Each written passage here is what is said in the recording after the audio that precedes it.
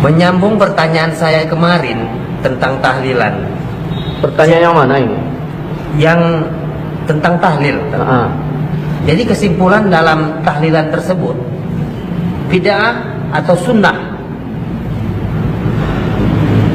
Jangan ke sana kalau kita mau ngomong. Bid'ah atau sunnah, seolah-olah cuma pilihan itu dua. Kalau nggak sunnah, bid'ah. Nggak sunnah, bid'ah. Nah, hukum itu ada berapa? Hukum ada berapa, saya tanya? Sunnah itu apa? Sunnah itu ma'udhifa ilan nabi, sesuatu yang disandarkan kepada nabi. Ya. Perkataan, perbuatan nabi. Jadi jangan selama-lamanya kalau memang itu sunnah, kapan nabi bikin? Tapi kita sudah sepakat dalil kita ini satu Quran, yang kedua hadis. Hadis itu apa? Ya sunnah. Apa itu? Ma'udhifa ilan nabi, sesuatu yang disandarkan kepada rasul. Ada perkataan nabi, ada perbuatan nabi. Nabi nggak bikin, tapi nabi katakan, yaitu disebut sunnah. Nah, sekarang saya tanya, nabi sholat wajib nggak? Sholat 5 waktu nggak? Sholat Sunnah nggak? sunnah. Hukumnya apa? Wajib. Wajib. Nabi sholat tahajud nggak? Sholat Sunnah nggak? sunnah. Hukumnya apa? Sunnah. Nabi makan minum nggak? Makan minum. Nah, sunnah nggak itu? Sunnah. Hukumnya apa? Sunnah. Mubah. Mubah. Nah, Nabi istrinya berapa? Kata Allah berapa bolehnya? 4. Nabi istrinya berapa? 4. Ini nanya yang nggak jelas. Nabi istrinya berapa? Lebih nggak dari 4? Lebih. Nah, sunnah nggak? Sunnah. Hukumnya kalau kita macam mana? Maka ditanya itu hukumnya. Hukumnya bagaimana? Kita udah bagi kemarin antara kenduri, sudah kita bahas, dengan apa namanya, berdoa membaca Quran. Hukumnya itu apa?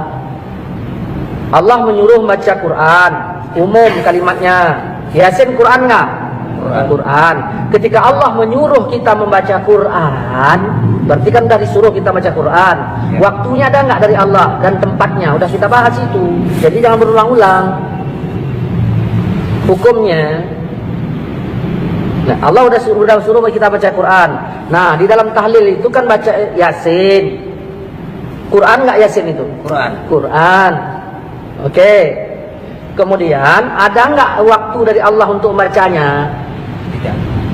Berarti kan kita yang memanagenya, waktunya. Nah, udah, terus kita baca, udah kita bahas dalam beberapa acara kita, udah kita bahas. Nah, jangan itu pertanyaan diulang-ulang lagi, udah jelas itu. Nah, kembalikan kepada hukumnya. Wajib nggak tahlil? Kalau wajib berarti yang nggak tahlil dosa. Haram nggak tahlil? Kalau haram berarti yang tahlil dosa. Kan Allah udah bilang dalam surah An-Nahl ayat 116, jangan kau katakan sesuka lidahmu secara dusta. Ini boleh, ini tidak, haza halal wa haza haram. Saya mengatakan boleh dengan alasan yang sudah saya sepakat, yang sudah saya sebutkan. Ada orang bertanya, ya, kenapa Ustaz sebutkan dalil-dalil aja pakai pemikiran sendiri? Kenapa enggak pakai ulama? Kalau kita udah cerita pakai ulama, udah clearnya kita. Ini begitu disebutkan ulama, dalilnya mana? Makanya saya nggak mau bicara kaul-kaul ulama lagi. Saya bahas dalil. Makanya didengarkan, disimak baik-baik itu.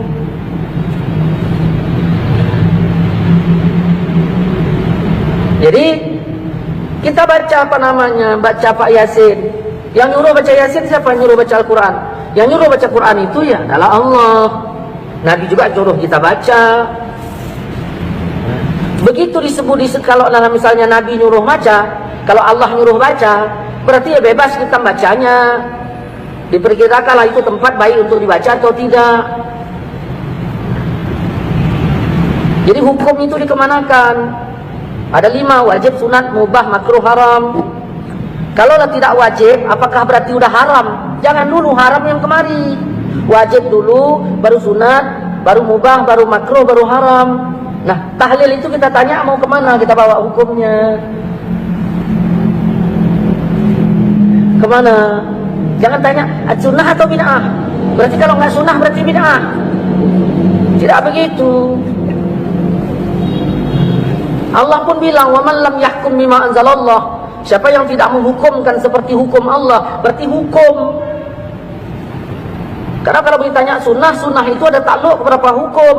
Banyak yang sunnah ini hukumnya nggak jatuh wajib semua. Begitu. Ketika Allah menyuruh, tidaklah langsung jadi wajib. Ada kalanya Allah menyuruh itu langsung kepada sunat. Seperti wa minal laili, di sebagian malam, fatahajjat, hendaklah kalian tahajud. Tahajud, perintah itu kan? Perintah, hukumnya apa? Apa wajib? Begitu. Saya maaf ya, bahasa kasarnya nih. Jangan bikin pertanyaan tolol kayak gitu.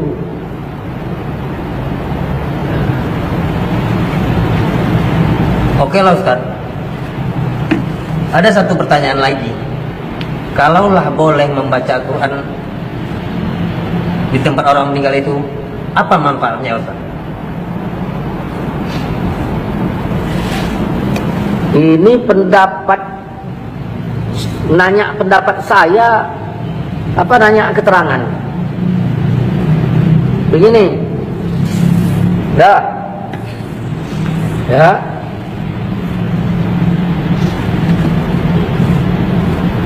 Namamu siapa? Adi. Orang tua Adi meninggal. Oke, sudah meninggal kan? Ya. Sekarang si Adi yang tinggal di rumah itu sebagai anak almarhum, pikirannya macam mana? Kacau apa tidak? Kacau. Kecuali anak durhaka, baru senang. Oke. Begitu kacau, kira-kira iman Adi naik apa turun? Turun. Apa yang disuruh agama terhadap saya sebagai jirannya si Adi? Mendoakan. Menghiburnya, menghibur si Adi. Tujuannya untuk apa? Tujuan hibur itu? Ya, tujuannya hibur-hibur gitu aja, pakai keyboard gitu. Iman tadi naik apa turun? Turun. Tujuannya itu dihibur untuk apa? Naik. Supaya terhibur dan sekali apa imannya naik. Ya, tujuannya itu supaya imannya naik. Apa kata Allah dalam Quran? Quran sebagian dalil apa enggak? Dalil. Wa iza tuliyat alaihim ayatuhu zadathum imana. Kalau dibacakan Quran imannya nambah. Kau beriman enggak? Beriman kan?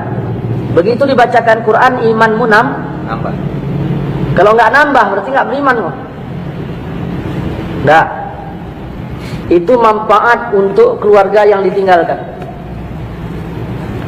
Nah, timbul pertanyaan, boleh enggak baca Quran di tempat orang meninggal?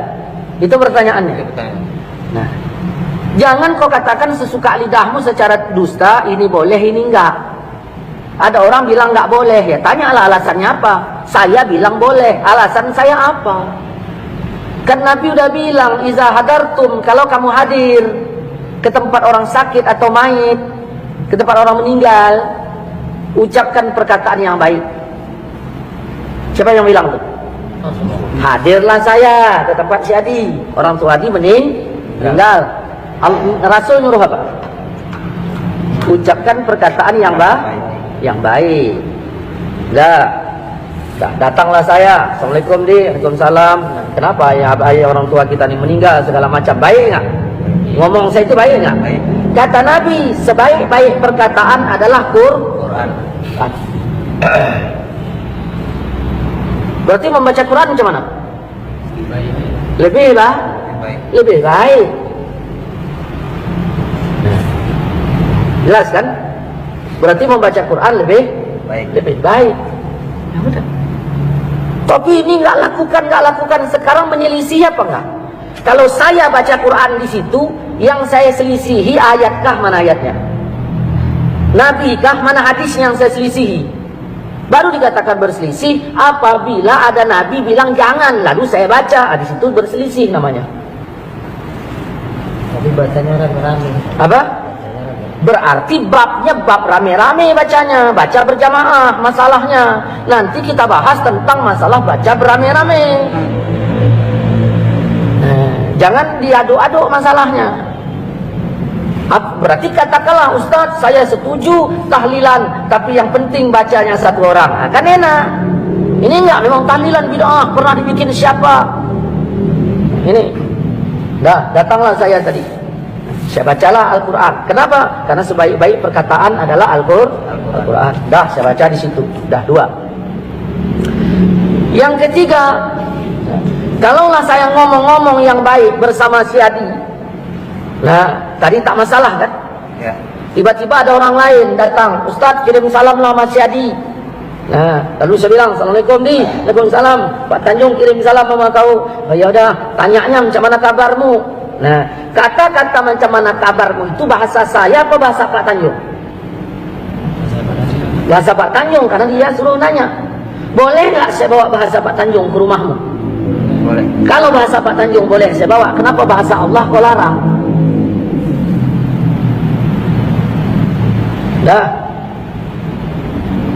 Kemudian baca Quran ini bagian dari zikir apa tidak? Zikir. Bagian dari zikir. Jelas ya? Bagian dari zikir. Inna nahnu nazzalna zikra. Sesungguhnya kami turunkan zikir, itu maksudnya Quran. Zikir. Kata Nabi dalam riwayat Imam Muslim, perumpamaan orang yang zikir dengan yang enggak zikir itu kayak yang hidup dengan yang mati. Bayangkan yang melayat kita ada 20 orang. Yang baca Quran 5. Yang 15 enggak. Yang baca Quran digolong zikir apa enggak? Yang enggak baca Quran digolong enggak zikir kan? Berarti sama dengan mati kan? Ini yang heran kita ketika kita datang ke tempat orang meninggal, cerita entah apa-apa, masalah pemilu begini begitu, enggak ada yang nyalahkan. Begitu ditarik ayat, langsung ada yang nyalahkan. Ini paham seperti apa ini? Kalaupun dia bilang apa namanya, ya kami nggak baca, itu urusannya. Kau nggak baca, ya udah, aku pun nggak salahkan kau yang nggak baca. Tetapi kami yang dibaca jangan dituding. Ini begitu kita angkat ke YouTube, ya, ke YouTube, ke Facebook, kayaknya kepanasan. Ada apa ini rupanya? Kita menjelaskan, makanya yang kita jelaskan ini kan kepada teman. Saya Facebook ini punya teman, saya kompir, artinya untuk teman saya. Kalau memang pemahamannya beda, ya jangan jadi teman saya. Saya ingin mengingatkan teman-teman, beginilah cara menjawabnya. Nggak ada saya singgah di teman-teman Facebook Wahabi itu sebegini-begini, enggak. Yang kepanasan macam-macam. Masya Allah. Ya. Nah, ini baru 3. Ya.